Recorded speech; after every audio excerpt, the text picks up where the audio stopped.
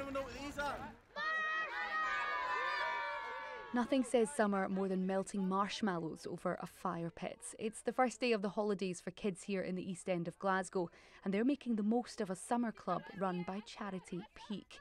The group provides free childcare and hot meals throughout the day, and it comes at a vital time for families like the Fallons, who've seen rising costs hit home. Carol and her daughter Tina bring a number of the children in their family here. Like with the electricity, it seems to be alright, but see with the gas, it's just disappearing. It just disappears constantly, so it does.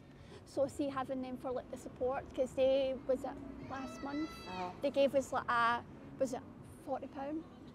20 and the gas and 20 and the electricity, and it done us for a while. So they're always there to make sure, not even just for the kids, but like for financial supports if we need anything. They said that they're more than happy to help out. What do you think it would be like for families in this community if clubs like Peak weren't here? I think a lot of hardship.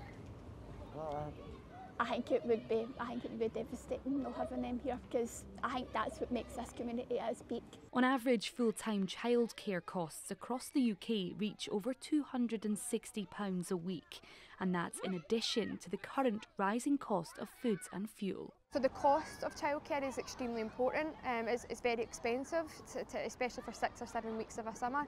Not everybody can afford to take time off work during that time, because disposable income is not something that everybody has at the moment. But also it's the accessibility of childcare. There's not a lot of childcare spaces and places. That's why for Peak it's important that we open up our programmes to over 200 kids on a daily basis all throughout summer. Meanwhile, in Fergusley Park in Paisley, the community here have taken a unique approach to giving kids the summer they deserve. Community leaders have fundraised over £1,000 to bring a fun fair to the local park. It's after a similar one visited nearby, but many parents struggle to afford it. Today, it's free entry for all.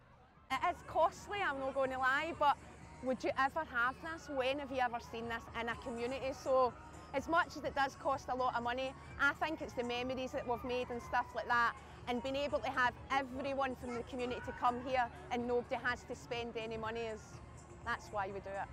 Oh, I'm excited! Nicole is a local mum of 2 who also works 2 jobs.